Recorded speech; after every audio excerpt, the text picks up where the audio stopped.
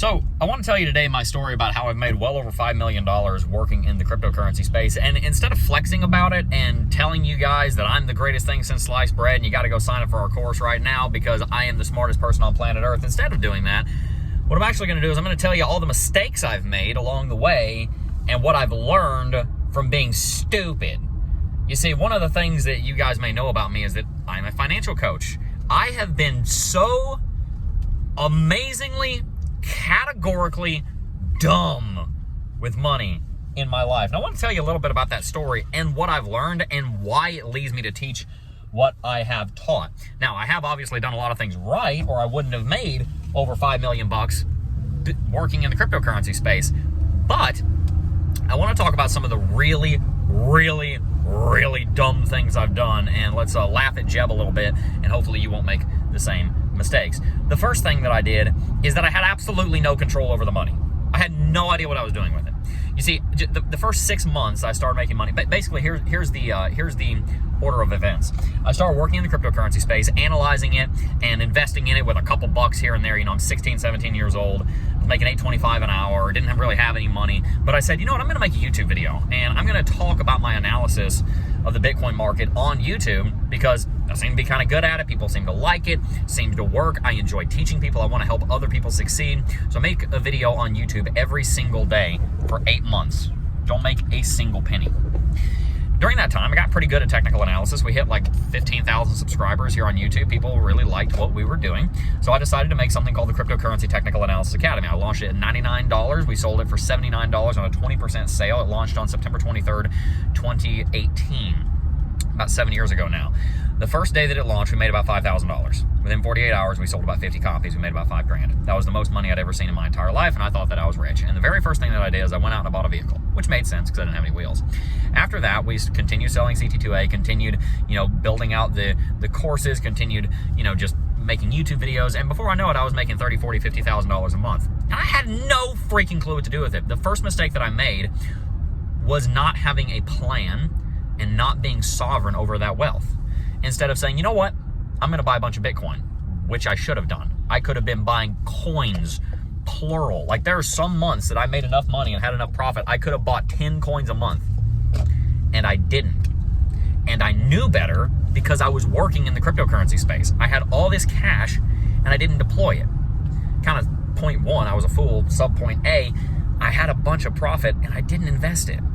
So the lesson that we can learn from that is that when we have profit, we need to invest it. Point one, sub point B. The other thing that I didn't do is I didn't have a budget. I didn't know how I was spending it. I had $30,000, $40,000, $50,000 a month coming in. I remember the first month I made $50,000. There was this one friend of mine who literally laughed in my face when I told him that we were going to be successful on YouTube. And he would ask me, Jeff, how much money do you make this month? And I just kind of looked over at him and like, you really want to know? And he said, yeah, I really want to know. I said, I made $50,000 last month. And he goes, wow, Jeb, I was wrong. Good job. It's like, yeah, basically you were. You betted against me and you were wrong. And thank you for saying that. But I was not being wise with it. It went right through my fingers. Right through my fingers. Because I would spend it on eating out. I would spend it on trips. I would spend it on this, that, and the third. And I didn't get to keep much of that early money. I didn't get to really keep any of it. I didn't have a philosophy, a strategy for how I was going to retain it. So I didn't have an investment plan for how to invest it, and I didn't have a budget to understand how not to lose it. So I was blessed with the opportunity that many of you guys are looking for right now 7 years ago. And I was so freaking stupid that it was fun for a year or two, and then where'd the money go? Now, luckily, I didn't go out of business. In fact, we started making even more money. But I continued making more dumb mistakes. At one point, I get to the point of making $60,000, $70,000, $80,000 a month. And I think to myself, you know what I need? Because when somebody's making, $500, $600, $700, $800, $900,000 a year, you know what they need? They need a team. So you know what I'm going to do? This is what I did. I went around, and this is the second mistake I made, is I went around and I said, I'm going to hire all my friends. All my friends that are down and out, they're not really doing a whole lot, they're not making a bunch of money. One's working over here at Chick-fil-A, one's working over here at KFC, one's working over here as a part-time personal trainer, one's over here in school, doesn't have a job. I'm going to hire all these people. So I decided in August of 2019 that I am going to open an office. And so I rent 2,000 square feet of office space, and I hire 6 employees on the same day, because the month before we had made $120,000. Of course, that's what you do when you make over 100 grand in a month, right? Is you hire a bunch of people. I did not have a job description for these people. This is in 2019. The channel is about 60,000 subscribers at this point. So I know what I'm doing on the charts. I don't have a freaking clue what I'm doing in business. I'm just like, oh, well, I just have to go hire a team, obviously. Don't have a job description, don't have a title, put together some wackadoodle contracts for them that are useless, and hire a bunch of people that have no skills in the industry that I'm looking for, and just kind of throw it all together. And I pretty quickly realized that I'm putting this whole thing together with what we call toothpicks and duct tape. That's what I called it. I called it duct tape and toothpicks. Toothpick and duct tape. We're building this thing with toothpicks and duct tape. The guys next door run we're on the 4th floor of a high rise in Gainesville, and the guys next door are working with a company called Athletes First. This is a company that is very professional, very suit and tie. They work with all of the college athletes across the street at University of Florida. They work with all of the University of Florida athletes, help them get contracts and contracts in the NFL. They come over and visit, and they look around, and they're basically like, what the hell kind of foolishness is this? They didn't say that, but you can see it on their eyes, like, huh? That our office is just a mess. It's just dumb. And I'm just sitting there kind of like, yeah, we're doing it. And I have my chest puffed up because, we're making a bunch of money. A couple months later, this is where the second big mistake comes in. I hired a bunch of people. I went from having myself on payroll. I was paying myself, $60,000, $70,000, $80,000 a year, and I was leaving most of the money just in cash or just spending it. Went from having myself and an editor to having myself, an editor, and 5 other people that were on staff making just random amounts of money between $18 and $30 an hour. I just kind of made up the number. And I'm spending $50,000 a month on payroll to get almost zero ROI on it. These are good people. It's not their fault. They're getting a great deal. It's my fault. Being dumb in business. And so I ended up adding too much expenditure, and very quickly I found out that because I'd had so much expenditure, it was almost impossible to turn a profit, and we started running out of money. That put a lot of spiritual pressure on those individuals. The person that I had kind of dubbed our marketing guy at the time. There's nothing to market, so why did I have a marketing guy? I don't know. But he kind of drafted a plan. Basically, if we get to this cash reserve amount, then we need to do this. We get to that. The guy was staying up, working 16 hours a day, just stressed out basket case, because he was so worried about the company going under, and he should have been. At this point, we're hemorrhaging money. We've got a huge payroll, we're hemorrhaging money, and there's no point. And so I'm spending $40,000, $50,000, $60,000 a month on payroll. At that point, actually, it's probably about $30,000 or $40,000 a month on payroll, unnecessarily, to generate virtually no profit. When I tell you guys that I've been colossally stupid with more money than you've ever seen in your entire life, I'm not kidding. Jeb, is that a brag? No, it's not. It's just the truth. The truth is, I've been so dumb that I've made every mistake under the sun that you could possibly hope to make, and I know how not to make them. I'm not bragging that I know everything, man. I'm bragging that I've done all the dumb things. I've tried all of it, and I know what not to do now. It's not so much that I know what to do, although I do know what to do, and we teach that. I have a really good pulse on what not to do. So we kind of continue moving along. And then I make more mistakes. And one of those other mistakes is that after a while, some of our employees really rise to the occasion, and they actually start getting pretty good at things, and they actually start taking leadership in certain directions, and we start moving people around, putting them in the right seats, right seats on the bus, where they've got some specialty. But here's the problem, and this is the third thing that happened, is I wasn't growing. I had all these people around me, and I basically just passed off the baton of leadership on my team. At this point, this is like 2019, 2020, COVID era. I pass off leadership onto these people where I shouldn't have, where I should have been being the visionary, the cultural leader, the chief technology officer, chief product officer, all these things. I passed that off on everybody else and delegated away so much of my job that I had basically nothing to do with it, sit in front of a camera all day. And so in that time, I got really good at charting and really bad at business. Our payroll just inflates and balloons up to $70,000, $80,000 a month. Yeah, I'm not kidding. Like $800,000, $900,000 a year kind of payroll at that point in time, 2020, 2021, back during the last bull market, because we can afford it. We're making a ton of money, right? But we can't afford it. We're running virtually no profit margins, and I've got 4 employees that are making more money than I am, even though I'm the guy on camera making all the money, and the viewership's a quarter of what it is when I'm not there. No offense to anybody, it's just true, right? I'm paying myself $60,000 a year, and I'm paying other people $120,000 a year because I think I'm being generous and I think I'm being humble, but actually I'm being a fool. I have a good heart, it's in the right place, it's just a foolish heart posture. I'm trying to be generous, I'm trying to take care of people, but I'm not running the business with sovereignty. There's a reason I talk so much about sovereignty. I have gotten years ago to where many of you guys want to be today. I got there already, I screwed it up, and now I'm rebuilding it the correct way.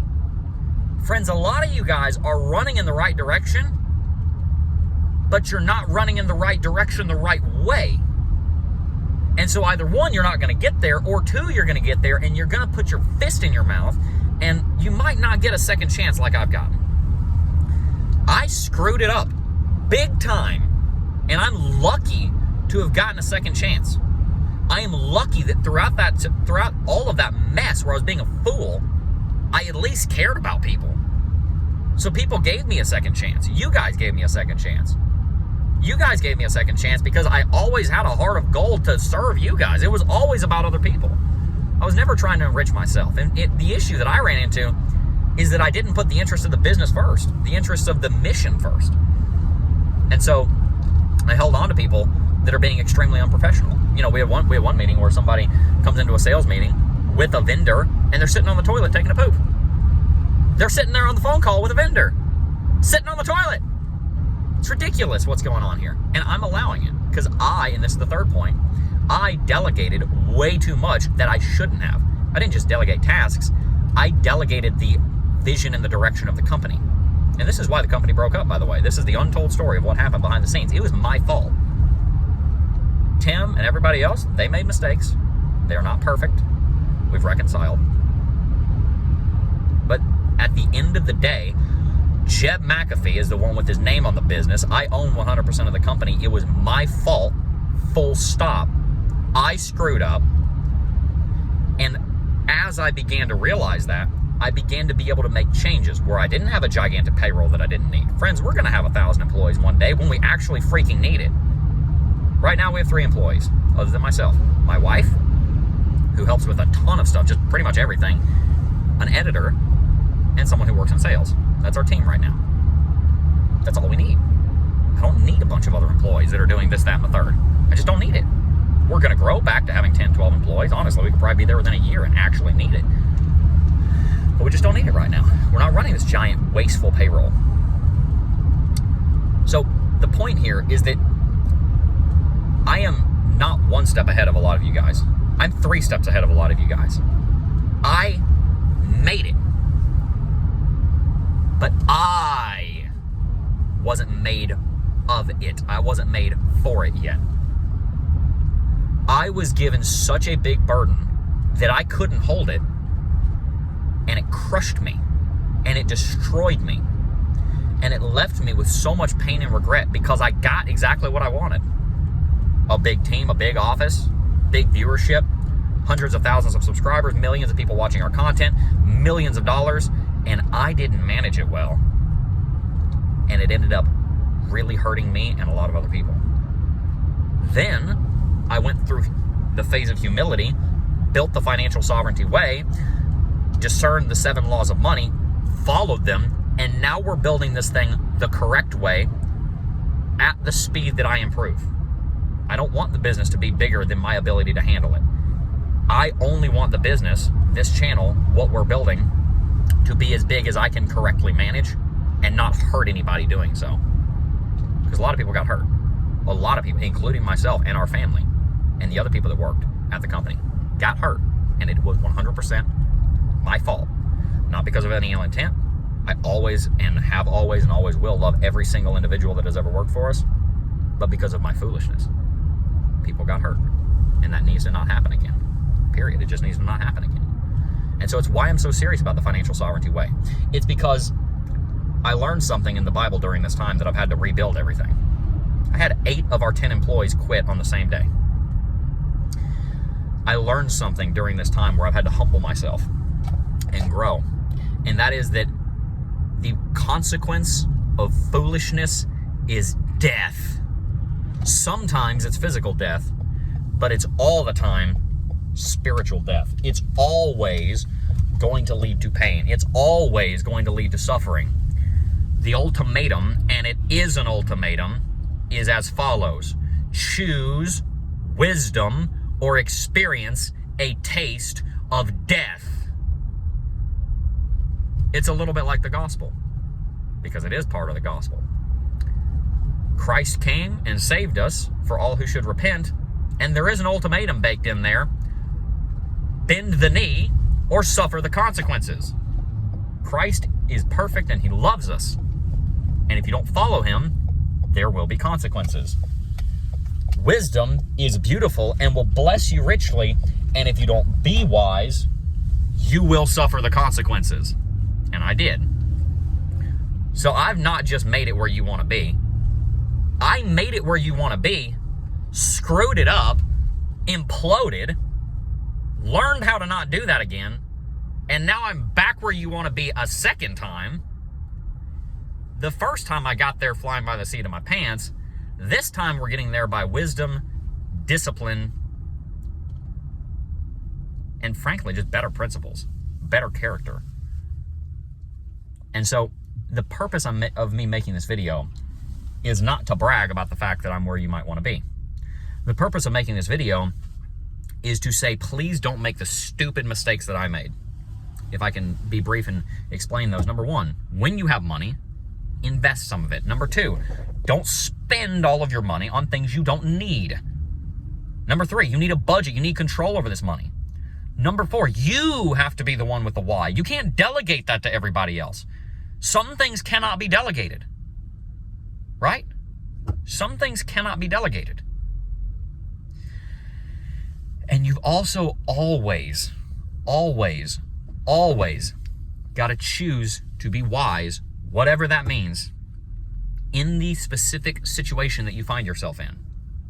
Always try and learn from your mistakes, and also always be radically grateful, because whether you realize it or not, you are currently living in a second, third, fourth, 100th, 1000th chance to get it right. Praise God that the first time we screw something up normally is not going to be the end of us. Praise God that most of the time you get a second chance. And may we choose wisdom so that we don't find ourselves in a situation where we need a second chance, but one doesn't come. If you want to join me on this journey and learn something about how to succeed in life and how to succeed with money, then make sure to subscribe to the channel. Peace.